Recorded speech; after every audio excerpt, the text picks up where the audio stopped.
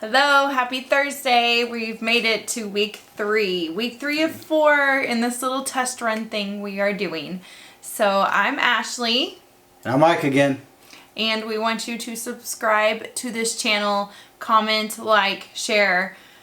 Please, we're trying to grow this channel, so I don't know. I don't know how else to ask except for be like, I hope you like this. Subscribe anyway. Yeah. Last week it was if you like it, subscribe. Now I'm like, just subscribe anyway. You'll be fine. Might as well.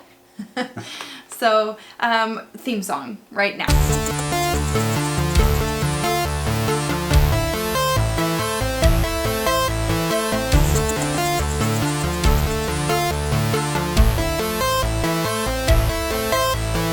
So this week we are going to be talking about we as in me.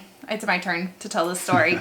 And this is a mystery. It is an unsolved case. Well, supposedly it's solved, but it's unsolved in my opinion. The details to this case are disturbing. So graphic in nature, they upset me.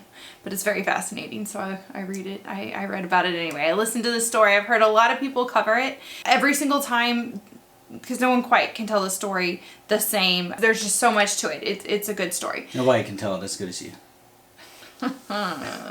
Okay. Side note, this is a case that took place in Russia. Okay, so every time I hear someone talk about this, they say, hey, I can't say the Russian names. Now I know why. I feel like every last name has every letter of the alphabet in there multiple times. So I will do my best. So here we go. I hope I can get all these facts straight.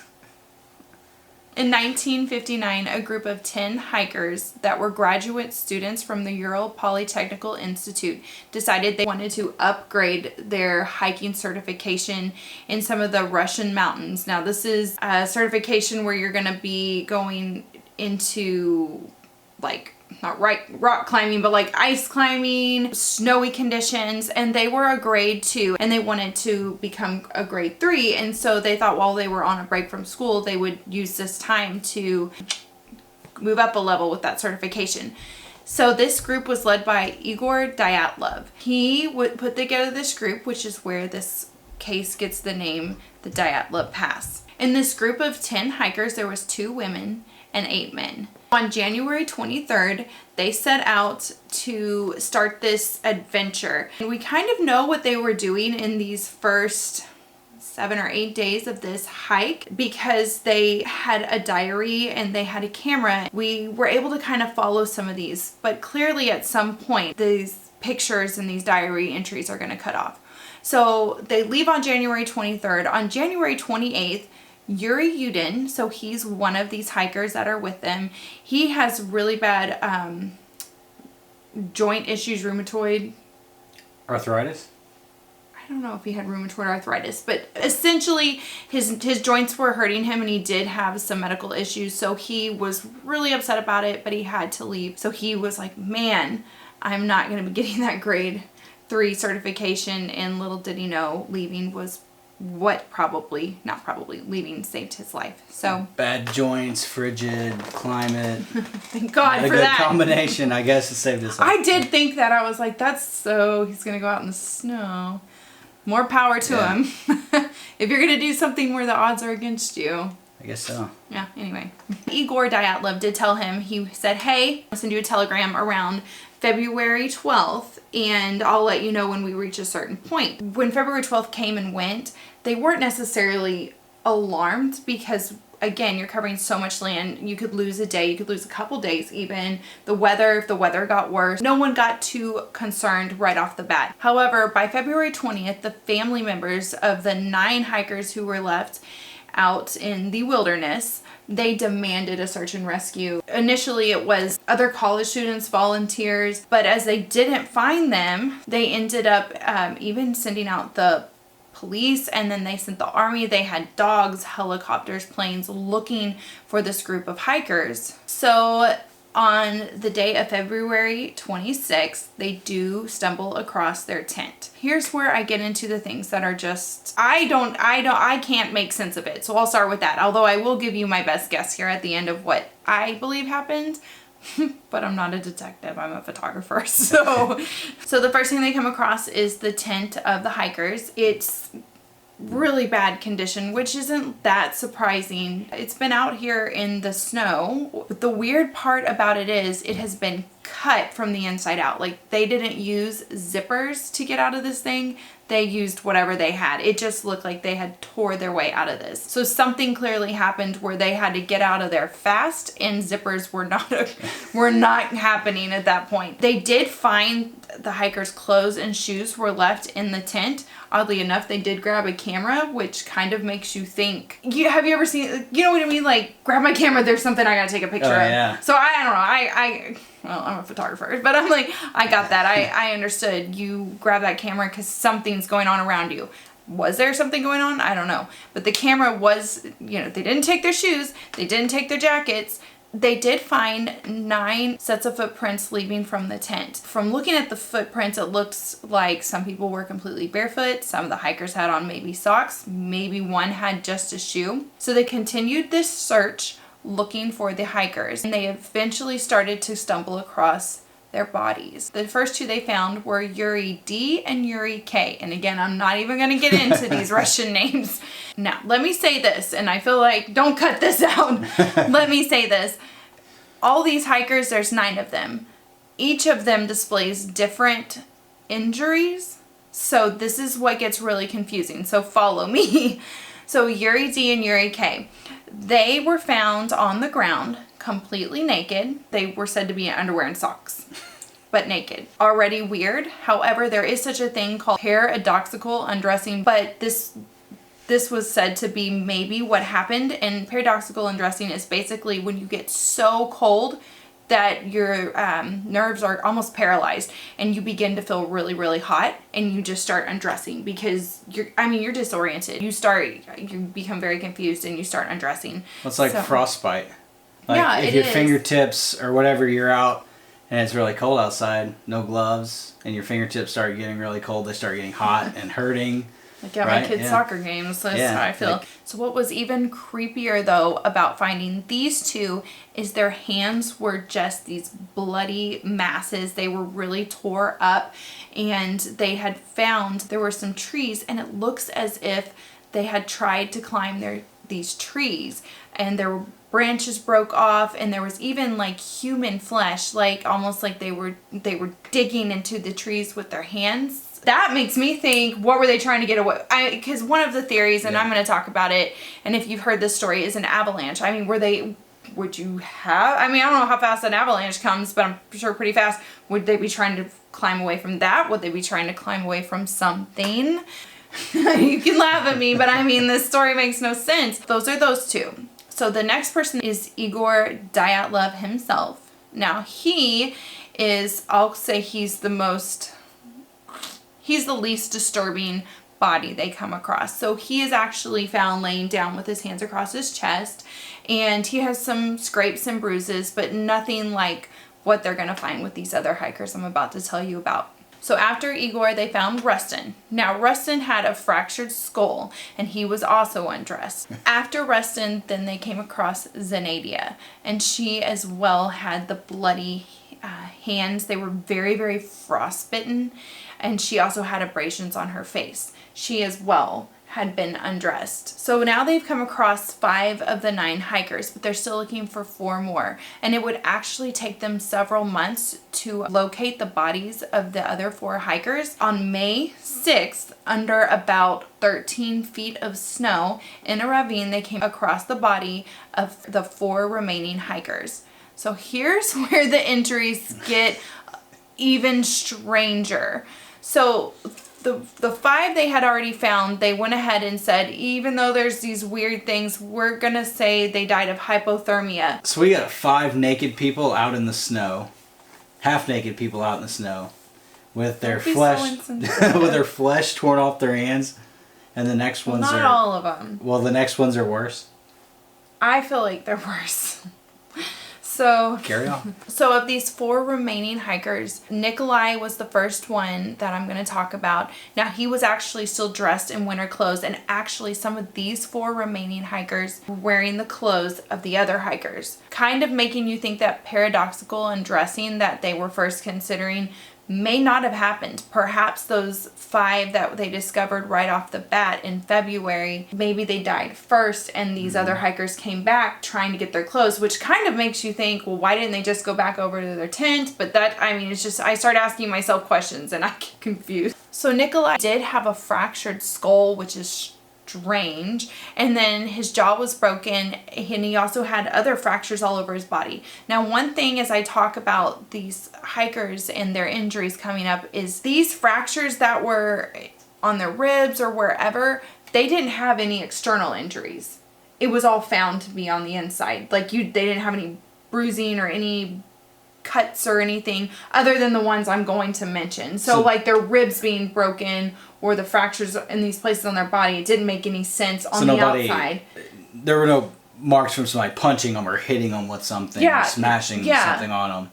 It was all inside. Yes. Okay. So continuing to get even weirder, Simeon, now he was actually missing his eyeballs and the soft tissue around his eyes. His ribs had been so severely compressed that they actually split in half, and they said that you would think maybe if they were attacked by someone that this would have happened that way. So then we go to the 8th hiker, Alexander. Now he was also missing the soft tissue around his eyes. Then he also had a gash from behind his ear. And then we get to the final and possibly the creepiest. I definitely think it's the creepiest. It's what sticks out in my mind. And it is the 2nd female. So I think her name was Umila. Her injuries, I'm just going to work my way down her face. So she was missing her eyes. She was missing the soft tissue around her eyes. Her nose was pressed in, like forced into her face. And then she was, now of course they froze. These are sub-zero temperatures. But she had her mouth open in almost this screaming position, and her tongue had been completely removed. So investigators were incredibly puzzled. This case has been opened and closed and shut off from people, almost like something's trying to be hidden. And if you want to look into that and follow all their opening and closing of this case, you go ahead. But I'm going to jump into the theories because I find some of them very, very interesting. And then we'll talk about it. So, okay. The coroner had to give these people a cause of death. So hypothermia and then an unknown compelling force was initially written as the cause of death. That said, what happened? There are 75 plus theories out there, so I hear, that people believe could have happened, different stories of what could have happened. So one, we'll just go right to it. Aliens. Okay, so the alien theory. They just, in a nutshell, believe some really violent aliens. Maybe these people stumbled across them and they were attacked. Now, I feel like aliens are maybe real. I mean, it's a really big universe out there. But I kind of feel like if aliens were cutting out people's tongues, we'd hear more stories about it. So interesting sidebar. Okay. Recently, an Israeli chief of space operations or something like that, something with the Israeli military, who's like major published, like well respected in his field, had actually come out and stated that. Another theory is that the pass that they were going through, there is the Mansi people, and they're indigenous people who were known to be very peaceful, so they didn't think this was likely, but they thought, hey, maybe they were encroaching on their lands and they didn't like this, so they decided that they were just not going to let it.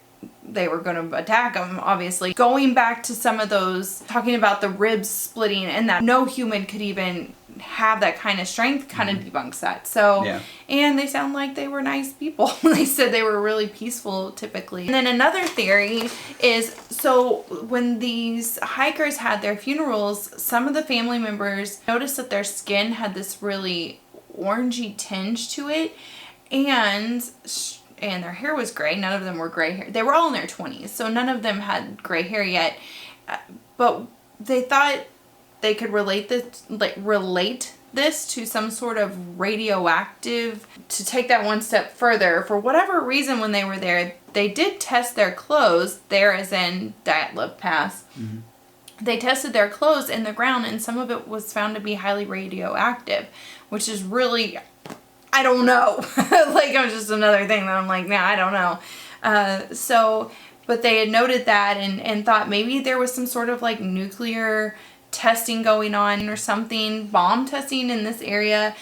There were other people hiking, not in this particular place, but if lights go off in the sky, you can see them for miles around. They had reported there were some orange orbs seen in the sky. So was this a nuclear, was it aliens?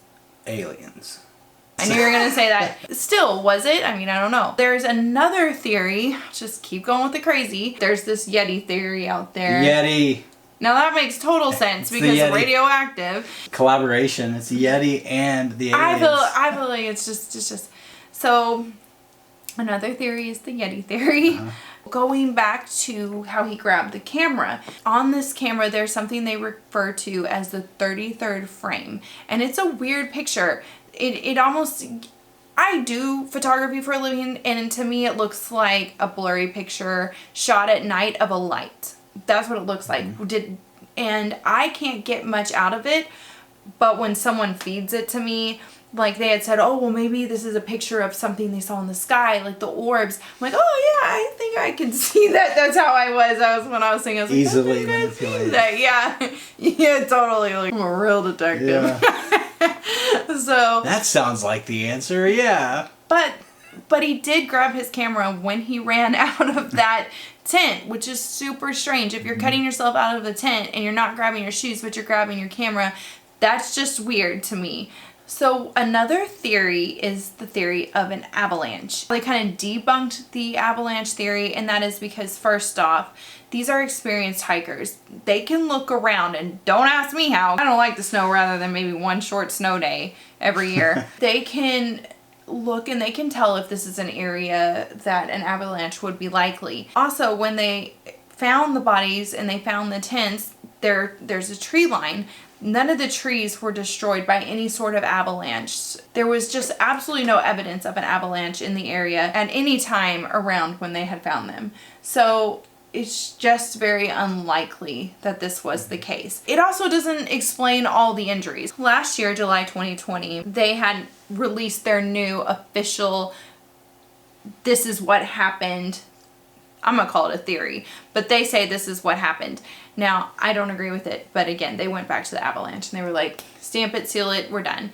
Now, there is a Dyatlov, like a foundation, that I think they're just kind of advocates for the situation, and they're like, no, it wasn't an avalanche. Something more happened and you all are hiding it. To me, it feels like they think it probably was a military kind of, no.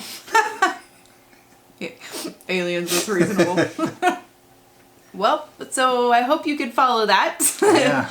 Yeah, there is a lot. That's a big story to take in, and it was a lot of information to retain. So I hope you found it as intriguing as I do, and I wonder if we will ever get a true answer of what happened there. It's definitely a confusing case. So yeah, if you guys have any thoughts, or if you have any theories, or if you know anything more about the story, let us know. Put it in the comments, and we'd be happy to hear about it. Yeah. Thank you so much for spending a little more time with us. We'll be back next Thursday for our 4th video. Have a good week.